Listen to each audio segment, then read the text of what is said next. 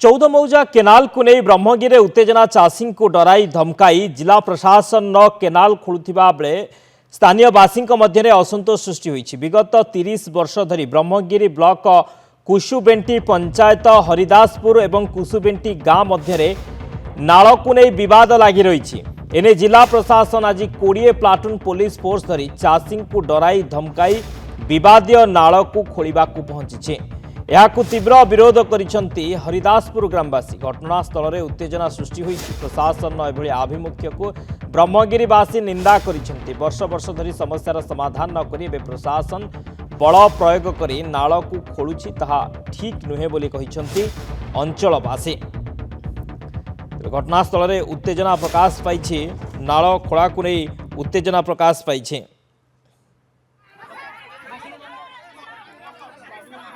चौदह मौजा केनाल को नहीं ब्रह्मगिरी उत्तेजना चाषी को डराई धमकाई जिला प्रशासन केनाल खोलुवा ने स्थानीयवासी असंतोष प्रकाश करिसेंती। विगत 30 वर्ष धरी ब्रह्मगिरी ब्लॉक कुसुबेंटी पंचायत हरिदासपुर और कुसुबेंटी गाँ मध्य नाल को नहीं बद लगी रही।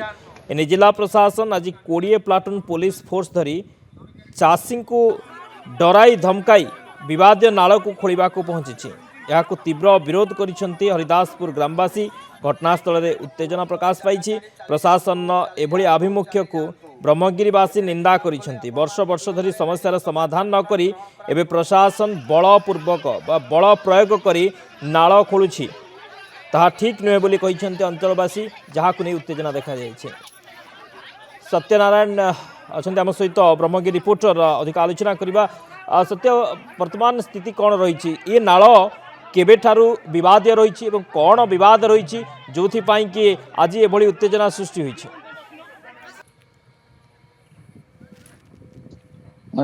देखंतु ब्रह्मगिरी भार्गवी नदी एक केनाल जहाँकि आम 14 मौजा केनाल कहवा से 14 मौजा केनाल जहाँ भार्गवी नदी बाहरी चिलिका पड़ी यही केनाल टी प्राय गोटे लाइफ लाइन कहले हूँ अत्युक्त हम ना ब्रह्मगिरी एक निर्दिष्ट अंचल लोक मानकर ए केनाल किछि दिन धरी प्राय आम कह 30 वर्ष धरी से गाँव लोकंर विरोध मैं जो गाँव के विरोध करुच्ची से गाँव हूँ चिलिका कूल से गाँव ना हूँ हरिदास एमाने से चिलिकार जो केनाल टी पड़ी से केनाल टी को विरोध करते खोलियापाई कारण से केनाल टी रहिले आमर चिंगुड़ी चाष आमर धान चाष किसी विभ्राट हम से विरोध करुले। प्रशासन 30 वर्ष धरी खोलियापाई सक्षम हो नाला।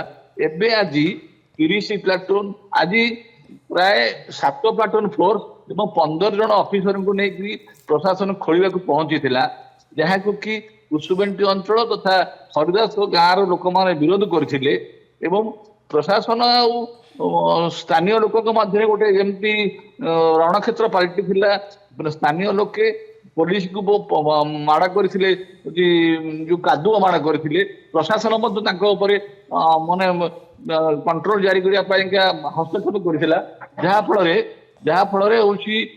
किसी समय गोटे रणक्षेत्र पलटि पर प्रशासन प्राय आम कह 70 लोक ऊर्ध पुरुष महिला को उठे नहीं जाइए काम जारी रही।